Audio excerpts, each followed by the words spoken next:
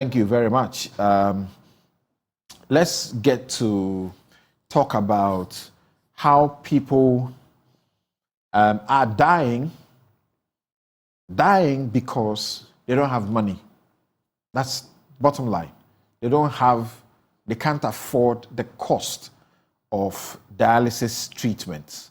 That's why they are dying. But before that, is it Dr. Tony Edu? Dr. Tony Edu says that the executive determines policy.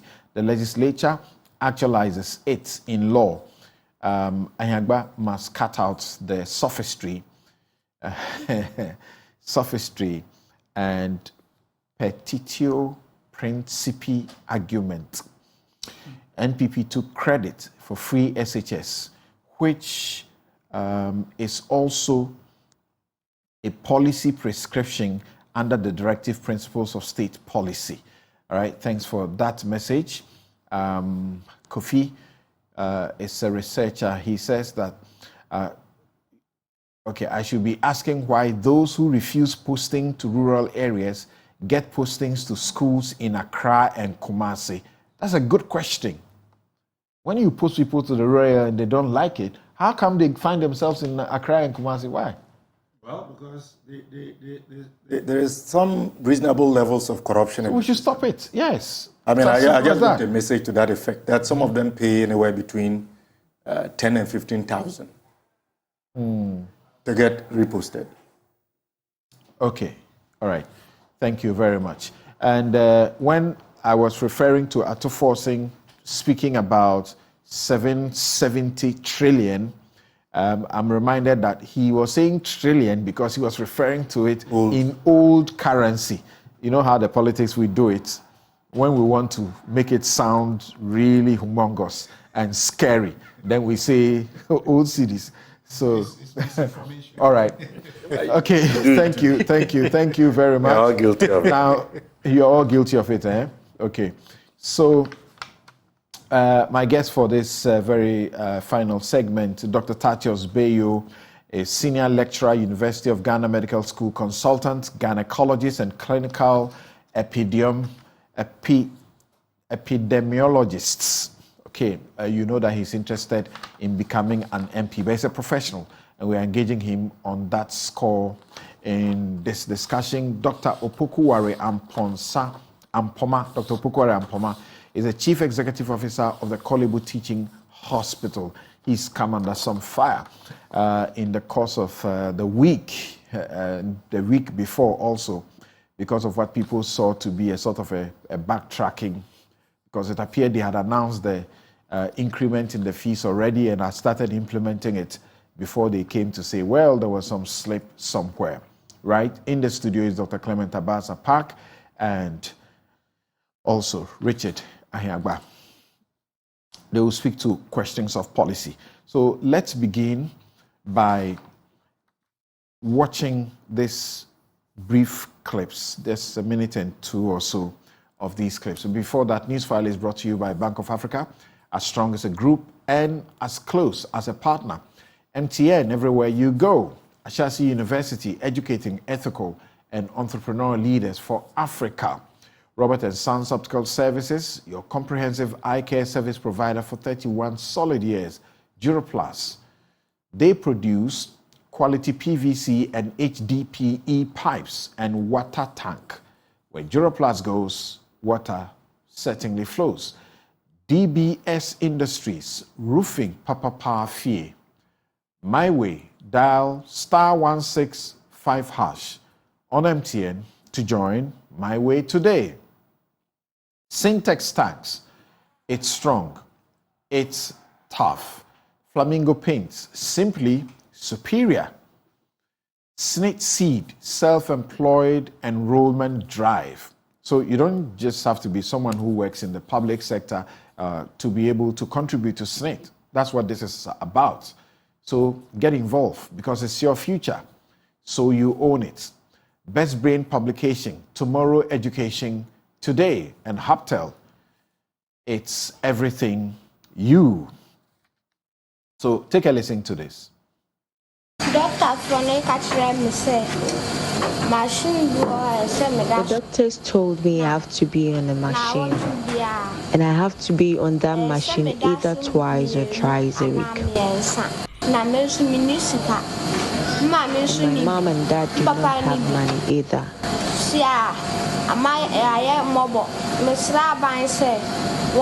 We have become miserable. I am appealing to the government to help me live through this. Otherwise, I may die.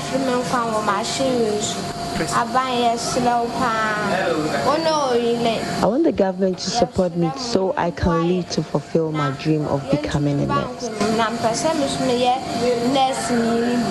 It has affected because, one, the dialysis process itself takes 4 hours. You go to the hospital and the machines are not enough. So usually where I do mine, that is the Cape Coast Teaching Hospital, because we don't have a lot of the machines. I get to the hospital sometimes before 3:30 a.m. just to go and queue. If you don't go early, it means you are not going to leave there early. So you can imagine, even if we go and then this is a queue and he comes before me, he spends 4 hours. So it means that I will be sitting down waiting 4 hours before he gets to my tent. Then I also go on the machine for 4 hours. So virtually 8 hours is gone. So sometimes you finish and you are drained, you are tired.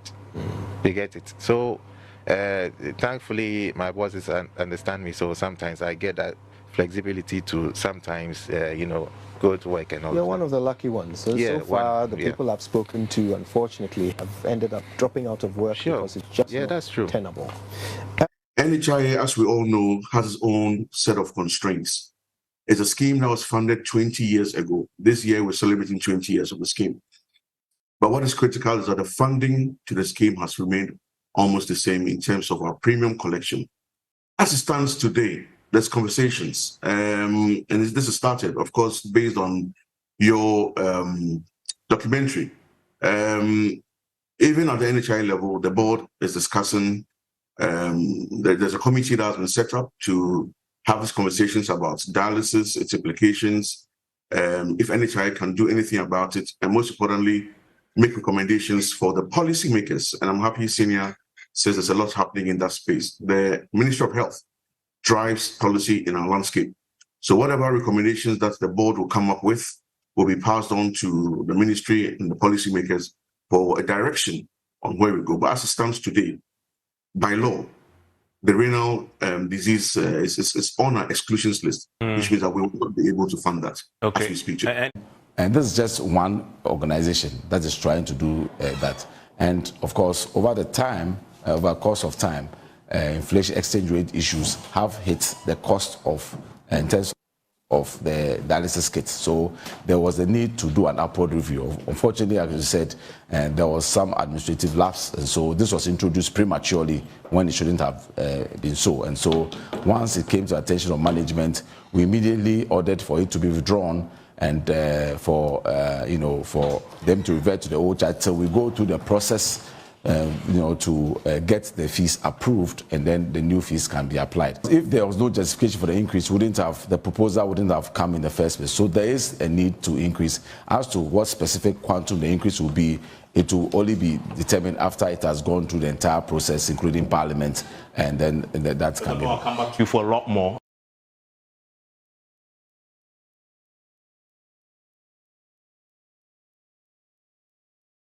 Right, so just a representation of the circumstance that kidney patients are going through, and then you also heard from some of the, people that must be heard. In fact, Dr. Ampoma is right here with us on this discussion. Thank you so very much for making the time.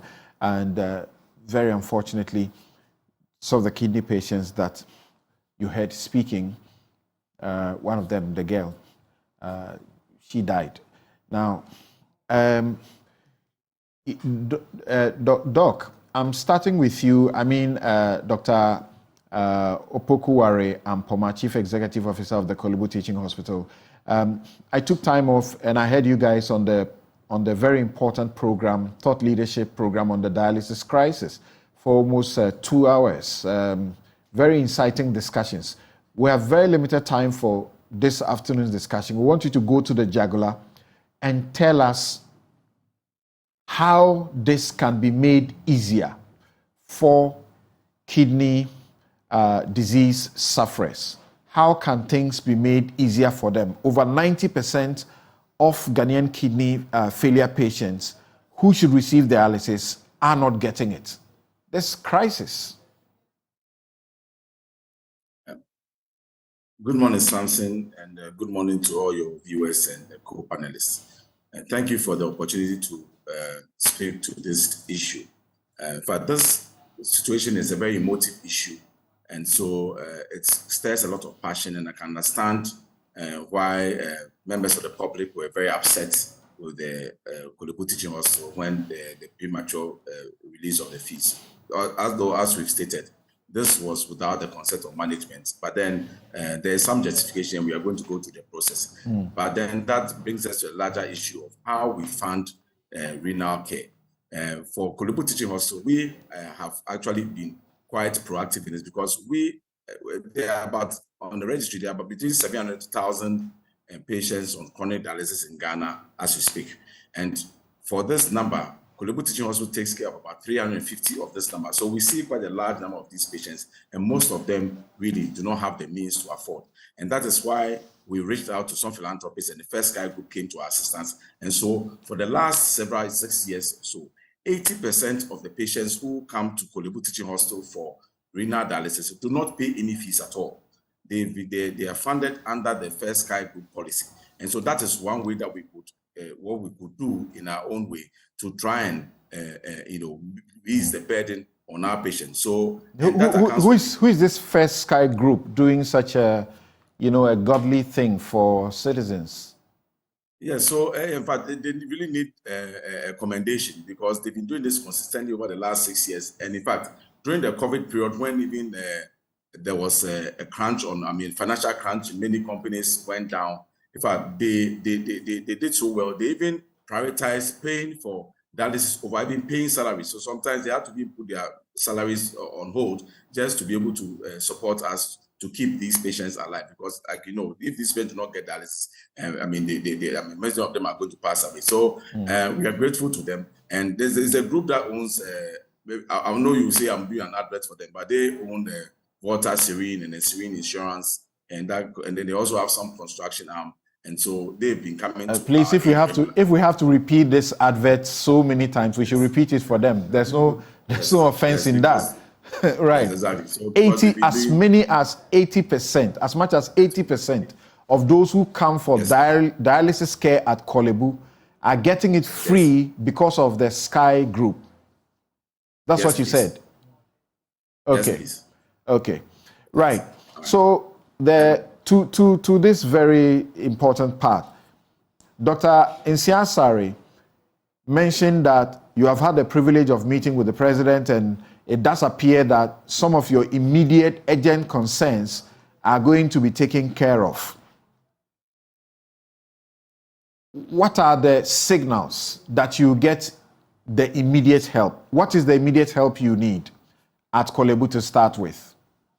Yes, thank you very much, Samson.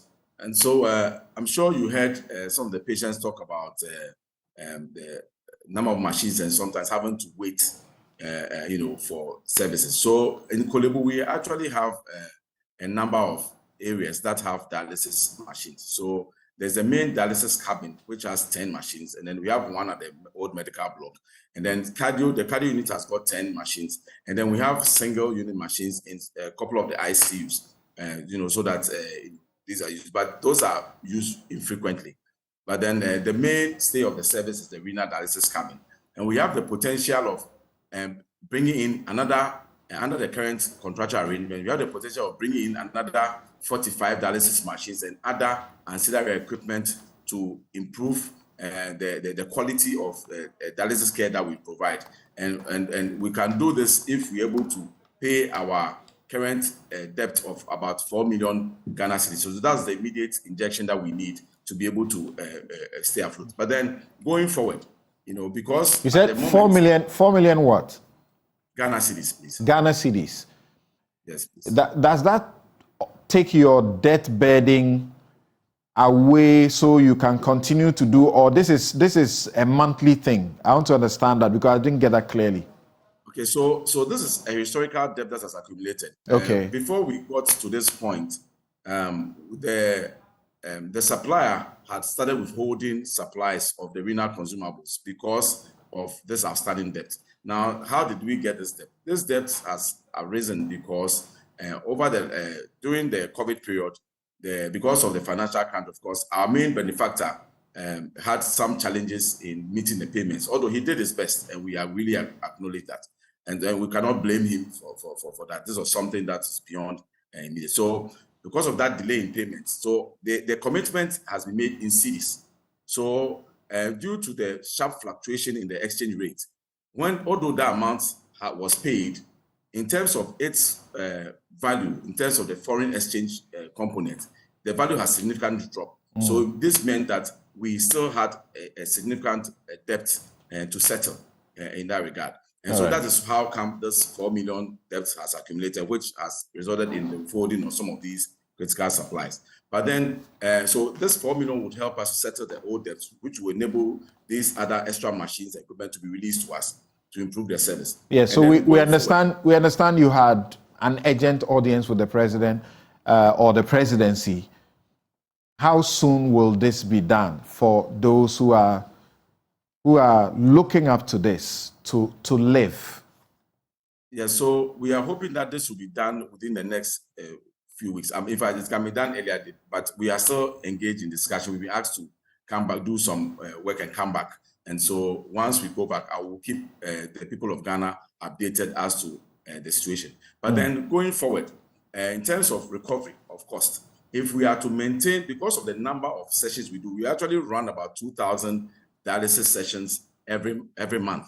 So looking at the current charges, we'll be running a deficit of 961,000 cedis every month if we are to continue with the current prices. And so for us to be able to the current price, which is 380 Ghana cedis, and you were hoping that you get approval for 765 Ghana cedis.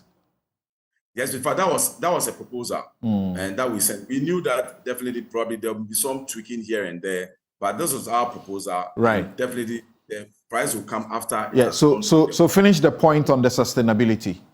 Yeah. So in terms of sustainability, so if we are to maintain the current pricing, then it means we will need a subsidy of 761,000 cedis every single month.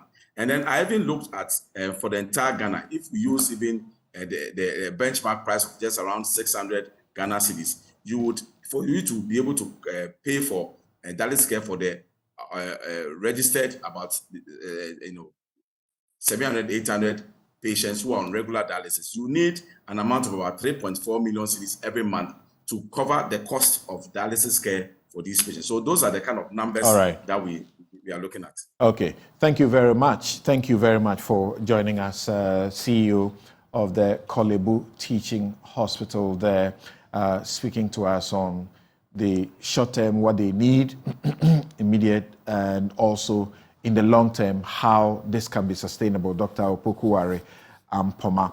Dr. Titus Bayo, a senior lecturer, University of Ghana Medical School and consultant, gynecologist and clinical epidemiologists. I need to take my time to pronounce that.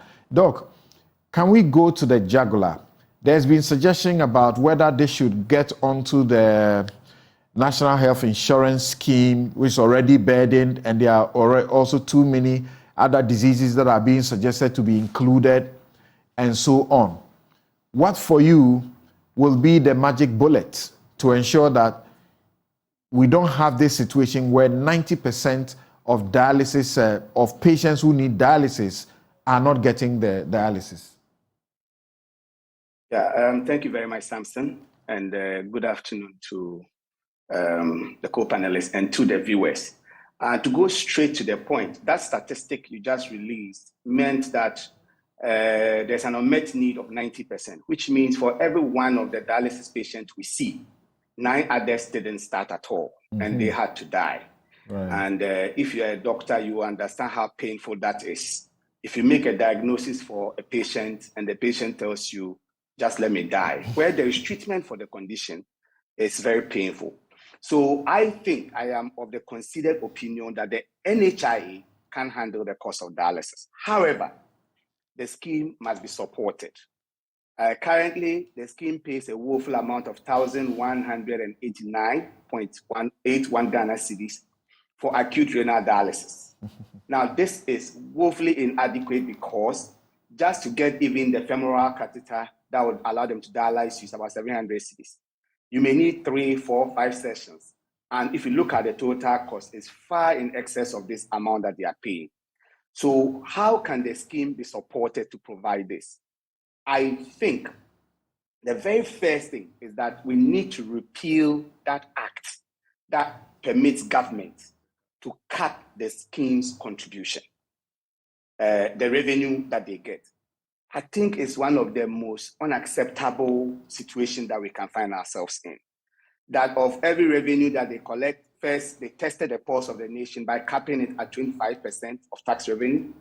And then when nothing was done, they further reduced it to 17.5% this year. If things continue this way, it will get to a point where the cap will come down to 1%. Now, in 2021, according to the Ghana Health Service own report, or the Ministry of Health, Holistic Health Assessment, they paid only 6% of what was supposed to go to the NHIS, for an insurance scheme that's supposed to invest money and help people in their time of need. How can that sustain it? So if we remove that cap and let all the resources that is due to the NHIS get to the NHIS, then we can open up a discussion with the general population, very sincere, frank, depoliticized discussion on whether the NHIS can sustain this or not. And you are talking brutally about increasing the premium. Yes, but there should be no discussion on increment of premium when we are capping it. What is the justification when you cap the revenue that's supposed to come to the NHIS and ask for increased premium? And you take 85%, now 87 point something percent, and then you are giving them 6% in 2021, and you ask for increased premium. Increased premium to finance what? And I'm sure that the average Ghanaian will be more comfortable to discuss increased premium if they are sure that when they get the critical illness that they cannot take care of themselves, many people can manage malaria on their own. But acute kidney dialysis, medical doctors cannot afford this. I bet many lawyers cannot afford this for 2 years. They may start, but soon they will give up.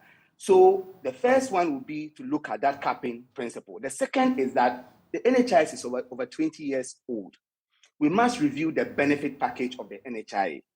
And we should use existing priority setting tools, i.e. cost-benefit analysis, disease burden analysis. Then we'll realize that some critical conditions like dialysis, intensive care management, where most people cannot sustain this on their own, need to be added. And we may have to take off others. Currently, what happens in addition of things to the NHIS is that the disease that gets the loudest advocacy gets added. You make noise about breast cancer, they add it. You make noise about childhood cancer, they add it. Today is noise about acute renal, chronic renal failure, they will add it.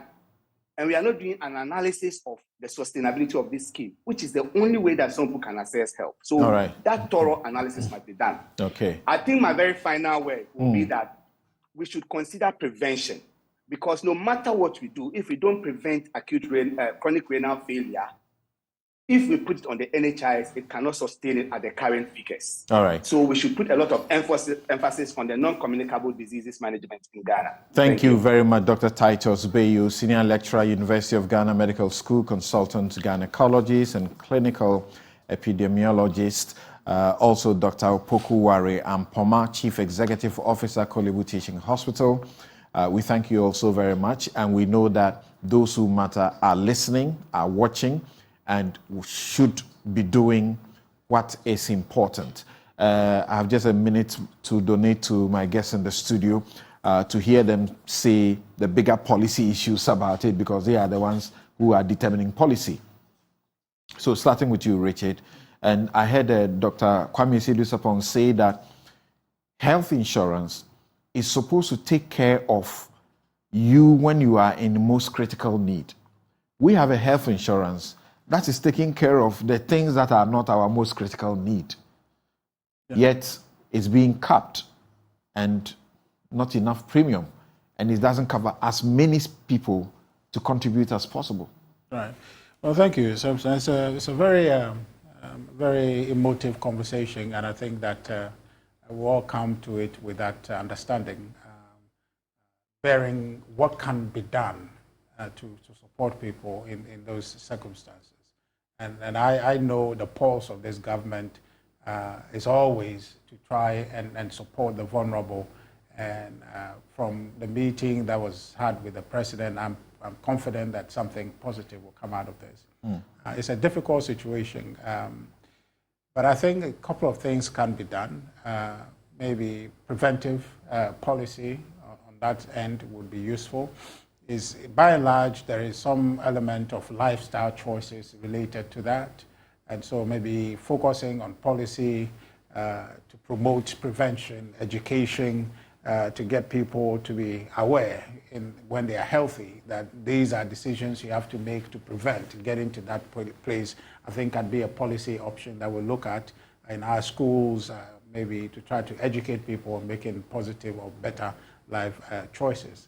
Also, investments in procuring the equipment and maintaining them well. I think my understanding now is that just about 3 hospitals, apart from private sources, Kibu, Cape Coast Teaching, and then Confanoche are the places. And 4 regions, no dialysis machines at all. So those are very grim prospects that we have to look at. But as I said to you, at the pulse of this government, what I've seen it do, what I know it can do and will do, is to try and champion the cause of vulnerable people. Thank you. The next minute. Well, very quickly, I think one of the things that we ought to be doing is again to call on government, as we have done on several occasions. And in fact, John Mahama has made this call severally, that the government ought to decap funding that is targeted as planned to the National Health Insurance and indeed the GET Fund. There shouldn't be any reason why we should be capping revenue that we ourselves as a people have agreed should be channeled specifically into these very 2 critical areas of healthcare delivery and education. So I think that can be a start, because the more resources that will be available, the easier it would be for the scheme to take care of some of these challenges. We also need to look at granting tax waivers. I don't see why in Parliament we grant waivers for building plush hotels like the Pullman, group of companies are building all of these hotels, and we give companies that are coming to Ghana a lot of tax waivers, and yet when we are getting critical healthcare supplies, we are imposing taxes on Thank you. those supplies. Sorry, but we have run out of time. Okay. I'm going to make an intervention. I think is key. The NHI, it's one thing we have to look at. Elsewhere, insurance looks at pre-existing conditions. Private insurance exists, but we need to look at how it is actually structured so that some of these pre-existing conditions can be taken care of, and people who are coming in with these conditions probably pay a bit more on the premium side. Thank you very much. And this is Newsfile. My outfit, as always, is by Habil Skurter. And my guests have been Dr. Clement Park. Also, you heard Richard Ahiangba, Dr. Opoku Ware Ampoma, and Dr. Titus Bayu, and others we spoke to earlier. See you again next week, God willing, on Newsfile. This is your most authoritative news analysis platform.